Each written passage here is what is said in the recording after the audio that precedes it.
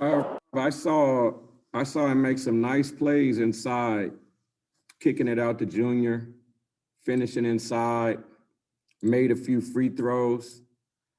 And then I saw him on the outside. Sometimes we had a few turnovers that we wish we would have had back. If you have a question for Coach Hutt, please type question in the chat.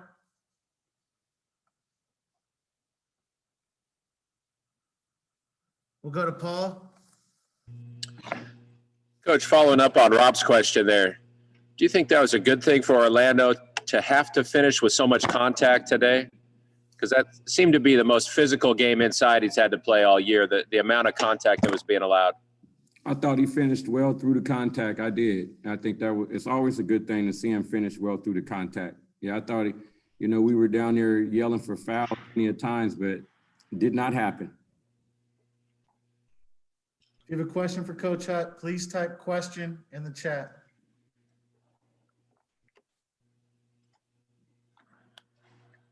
We'll go to Jackson Moore.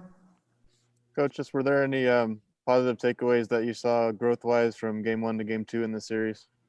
I thought our fight was better. I thought our fight is still there. Now, it's not always consistent. I thought we generated better shots tonight.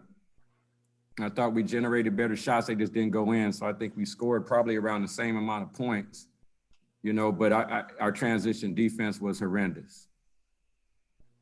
I think that usually comes from young guys missing shots. You got to be a little bit more mature and get back and stop. We'll go to Rob.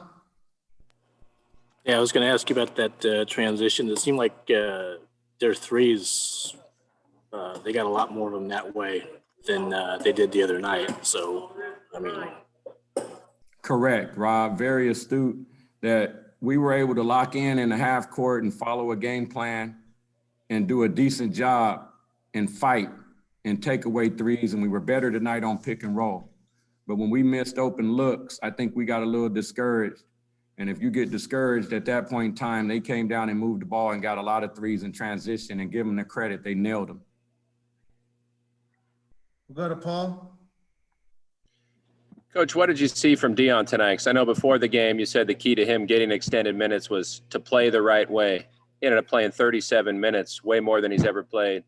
What was he doing that caused you to leave him in there so long? I thought he took good shots.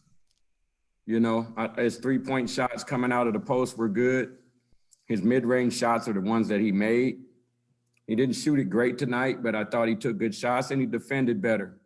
We have to go back and watch the tape and see who the culprits are in transition, because that really hurt us. We'll go to Rob. With your guards, I mean, it seems like you're starting to pare down some minutes with some guys now, but do you see maybe trying that even farther or further down the last couple of games here? I can see Zay and Kyle and Jordan getting some run. I can see that happening. If you have a question for Coach Hutt, please type question in the chat.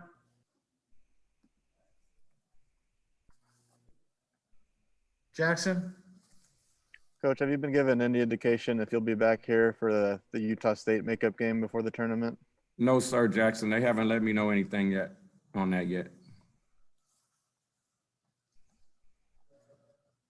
If you have a question for Coach Hutt, please type question in the chat.